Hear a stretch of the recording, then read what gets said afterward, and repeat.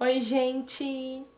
Uma das muitas coisas de Carol é uma escritora chamada Nina George. Como ela nasceu na Alemanha, eu até suponho que o nome dela seja Nina Georg. Mas, né, as duas coisas estão boas. Ela começou como jornalista freelancer em algumas revistas da Europa. Ela também deu aula de escrita e é uma escritora que já publicou 26 livros. No começo da carreira dela, chegou a usar 3 pseudônimos. O primeiro livro dela, que é de 1998, ela publicou usando um desses pseudônimos. O nome do livro é muito interessante. Pelo que eu pesquisei, ele não foi publicado no Brasil, então o título é em inglês. O título é Good Girls Do It in Bed. Bad Ones Everywhere. A tradução literal é: as meninas boas fazem isso na cama, as más por toda parte. Gente, o que as meninas boas fazem na cama e as más em toda parte? Eu acho que é cortar as unhas. Nina George mora entre a França e a Inglaterra. Um pouquinho na França, um pouquinho na Inglaterra. O que não é pra qualquer um, né, gente? Porque eu vou dizer o quê? Eu moro um pouquinho no centro e um pouquinho na Vila Maria. Cada um com o seu lugar de morar, né? O primeiro livro que eu li da Nina George, o primeiro contato que eu tive com ela, foi este aqui. A Livraria Mágica de Paris. Tá? Eu tava numa livraria lá em Porto Alegre. Eu fui pedir informação para uma funcionária que era muito maravilhosa, aquela moça sabia muito. Fui pedir informação sobre um livro e ela me disse assim: "Ah, eu posso te dar uma sugestão de leitura?" Sempre que alguém te perguntar: "Eu posso te dar uma sugestão de leitura?", vocês respondam sim. Disse pra ela: "Por favor, pode me indicar." E ela me indicou então esse livro e me disse que o cara era dono de uma livraria e ele indicava os livros para os clientes dele para tratar de doenças que esses clientes tinham. Eu achei muito legal a ideia, comprei o livro, fui ler. Eu não vou contar assim livremente a história, porque senão esse vídeo ia durar 6 horas e meia e eu ia dar um monte de spoiler, porque eu não sei resumir história nenhuma, né, gente? Então eu vou ler aqui atrás para você. Então é o seguinte: o livreiro parisiense Jean Perdu, perdoem o meu francês, tá, gente? Sabe exatamente que livro cada cliente deve ler para amenizar os sofrimentos da alma. Em seu barco livraria, ele vende romances como se fossem remédios. Infelizmente, o único sofrimento que não consegue curar é o seu. A desilusão amorosa que o atormenta há 21 anos, desde que a bela Manon partiu enquanto ele dormia. Tudo que ela deixou foi uma carta que Perdu não teve coragem de ler. Até um determinado verão, o verão que muda tudo e que leva Monsieur Perdu a abandonar a casa na estreita Rue Montagnard, desculpa aí, e a embarcar numa jornada que o levará ao coração da Provence e de volta ao mundo dos vivos. Então esse aqui, a Livraria Mágica de Paris, também me inspirou a fazer, acho que há uns 2 anos atrás, um trabalho com meus alunos sobre gêneros literários. Então cada grupo sorteou um problema de saúde, alguma angústia, uma fase da vida e tinha que pesquisar um texto teatral, um poema e uma narrativa que seria indicada para tratar desse problema que eles tinham sorteado. Então, se alguma prof de literatura aí, ó, já tem uma dica para trabalho com gêneros literários.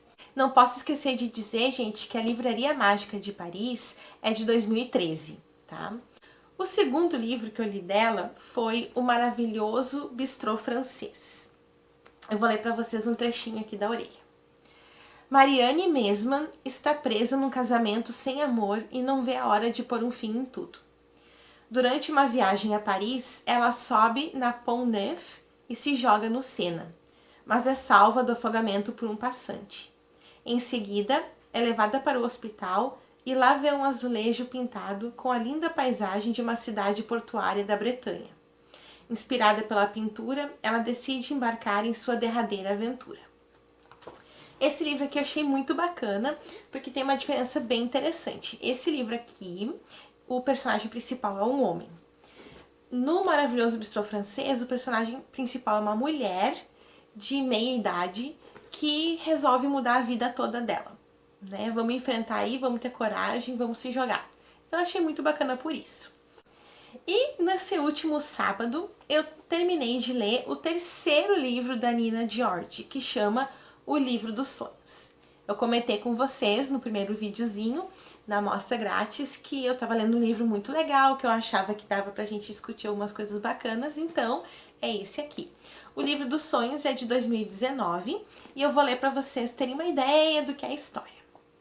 Quando Henry entra em coma após resgatar uma menina que cai por acidente nas águas do rio Tâmisa, uma série de acontecimentos é desencadeada. Sua ex-namorada Eddie vê seu nome citado nos documentos dele e vai para o hospital. O filho adolescente Sam, com quem Henry nunca se relacionou, passa horas junto ao leito esperando que o pai saia do coma. O próprio Henry, imerso no mundo de sonhos, revisita o passado e tudo que o levou até ali. E, paralelamente aos dramas internos e externos que se desenrolam entre esses três personagens, que possuem ligações mais fortes do que se poderia imaginar, a pequena Madeline, também em coma após um acidente de carro que matou sua família, é atraída para essa equação de vidas que se cruzam e se entrelaçam de forma definitiva, de um jeito totalmente mágico. Primeiro ponto, tá? A Madeline, ela tem 11 anos, ela sofre esse acidente de carro, todo mundo na família morre, ela é a única que sobrevive, mas ela tá em coma, e ela é bailarina. Então, né, gente, eu dancei balé 30 anos, né? Então, quando eu vi que era uma bailarina que tava em coma, eu já chorei talvez por uns 10 minutos.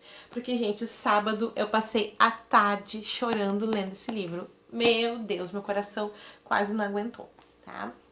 Daí, eu tenho para ler para vocês três trechos, na verdade, que me chamaram muita atenção, que eu acho que dá pra gente refletir bastante, tá?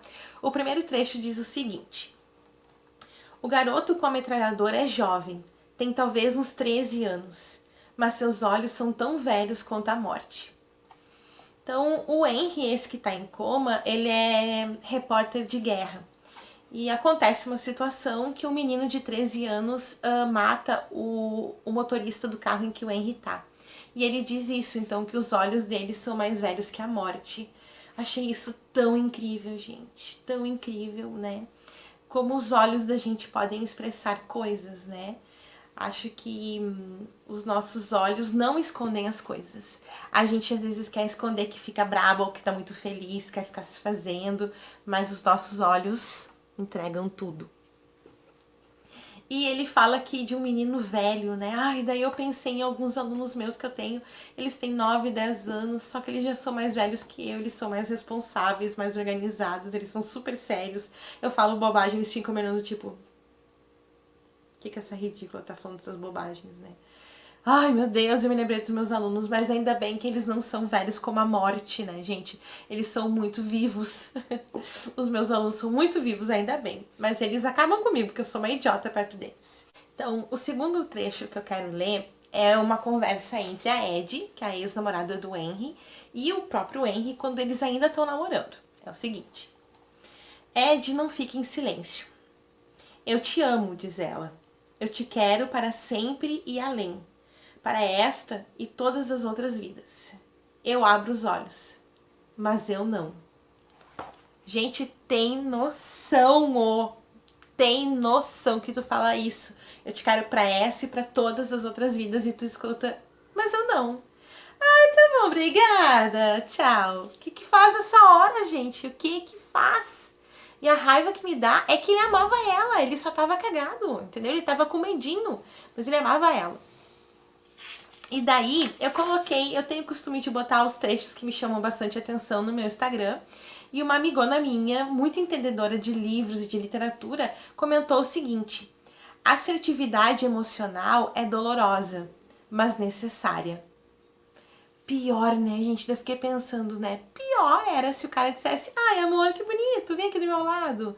E continuasse enrolando ela sem querer estar nesta e nas outras vidas com ela, né? Então, ó, a gente pensa nisso, tá? Se o gato ou a gata ou gates der um chute em vocês, pensa que é melhor do que ficar enrolando vocês na vida, né? A gente chora, levanta, se ajeita e continua na vida, né? E também fiquei pensando em como é difícil a gente dizer não, né? Sabe? Às vezes a gente aceita fazer uma coisa que a gente não quer, porque a gente não quer dizer não pra pessoa. A gente, de repente, fica com alguém por medo de dizer que não quer mais ficar com ela. Né? E a gente perde oportunidades, a gente se força a fazer coisas com medo de dizer não, né? Digam não quando for necessário. Mas não desse jeito aqui, tá, gente? Sejam mais queridinhos. Digam, não, mas eu não, obrigada. Com um sorriso no rosto. Daí tem um outro trecho aqui que eu também separei, porque eu acho que tem muito a ver com o fato de eu ser professora, estar em sala de aula, e eu fiquei muito pensativa em relação a isso. É uma conversa entre o Sam, que é o filho do Henry, e um amigo dele chamado Scott. Os dois são superdotados e eles estudam juntos, então tem essa conversa entre eles. O Scott continua falando. Tudo o que nos ensinam, mon ami, é uma manobra diversionista. Fórmulas binomiais, ciclo do ácido cítrico, gramática francesa, desenho em perspectiva, ovulação, evolução, deriva continental, haplotipagem, tudo isso só para que nenhum de nós sinta vontade de perguntar. E como é quando se morre? Como que encontra um apartamento? Como achar a mulher certa? Qual é o sentido da vida? Ou até, você pularia lá embaixo se fosse o caso, e como saber se é o caso? Scott tira os óculos escuros e olha para mim com seriedade. Você sabe, mon ami, eles estão escondendo a coisa mais importante. E o que seria, pergunto? Como ser feliz. Ai, gente, pelo amor de Deus, alunos meus, eu não tô escondendo de vocês como ser feliz, talvez eu nem saiba. Eu não tô contando porque eu não sei, de repente, tá? Mas, gente, que coisa incrível isso, não é? Às vezes a gente se preocupa com tanta coisa e a gente não se preocupa em ser feliz, né? E, gente, eu já comprei um apartamento, então se algum aluno meu quiser saber como é que é, eu posso falar. Eu não sei qual é o sentido da vida, eu não sei como saber, no meu caso, qual é o homem certo, né? Que tô aí nessa vida, né, gente? Mas, pra mim, ser feliz é uma coisa assim, tão pequenininha, né? É ler um livro bom, Ai, às vezes eu começo a rir sozinha, de idiota. É ter uma história boa pra contar. É ter uns alunos massa que a gente vai pra escola de manhã e diz, ah, que bom, eu vou dar aula pra aquela turma. E eu fico muito feliz. Ou preparar uma aula que os alunos gostam, né? Preparei um jogo, achei, ai, nossa, eles vão gostar. E chega lá e funciona, né? Ou receber uma mensagem de alguém, tu tá meio triste, a pessoa te mandou uma mensagem. Aconteceu comigo isso agora durante a nossa quarentena. Comentei com um amigo meu, ele falou, eu tô realmente sozinha na minha casa e tal, tô bem triste, com saudade do meu pai. E no outro dia ele mandou, oi, como é que tu tá te sentindo hoje, né? Então isso é felicidade. A gente não precisa saber explicar direitinho, né? Então, por favor, meus alunos, se vocês quiserem falar sobre felicidade, paro tudo e vamos falar de felicidade. Meus amigos, todo mundo, né? Se vocês quiserem parar para falar de felicidade agora nos comentários, escrevam sobre a felicidade. Acho ainda mais no nosso momento que a gente tá tão triste, né? Isoladinho, vamos falar de felicidade, tá? Bom, daí, pra gente terminar, então, no final do livro, a Nina George, ela fez um pós-fácil, um agradecimento e uma conclusão. E aqui ela explica uma coisa assim, ó, ela agradece todo mundo, né? Ela fala sobre o pai dela, que ela, quando o pai dela faleceu, foi muito triste para ela, porque ela se dava muito bem com ele, ela amava muito ele, e os dois eram muito parceiros. Então tem um momento que ela fala o seguinte aqui nessa parte. Todas essas questões existenciais de morte coloriram meus 3 últimos romances: A Livraria Mágica de Paris, O Maravilhoso Bistrô Francês e O Livro dos Sonhos. Daí aqui, gente, eu buguei. Gente, pelo amor de Deus, eu sou muito burra. Eu não vi nada disso nesses 2 livros, gente. Eu não percebi.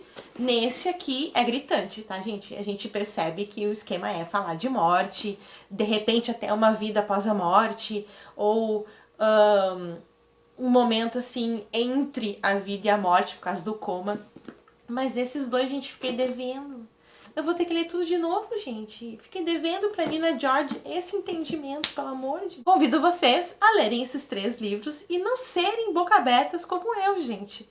Né? Vou ter que ler tudo de novo porque eu deixei passar o esquema aqui da morte, pelo amor de Deus. E ela diz ainda que agora ela fechou com o livro dos sonhos, ela fechou essa sequência e que ela vai, tipo, continuar a carreira dela de escritora focando em outras coisas.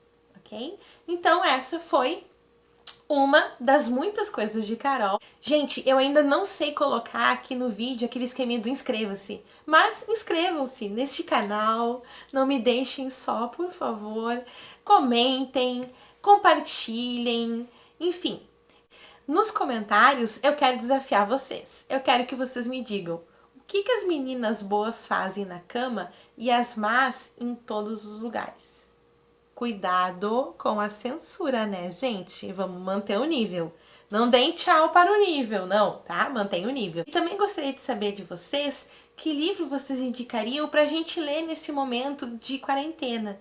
Que livro vocês acham que trataria o nosso coraçãozinho solitário na quarentena, ok? Beijos. Ah, e uma coisa. No final do livro dos sonhos, eu achei muito lindo que a Nina George coloca até mais ler. Então, com todo respeito a Nina George, neste momento estou roubando essa expressão e digo para vocês até mais ler.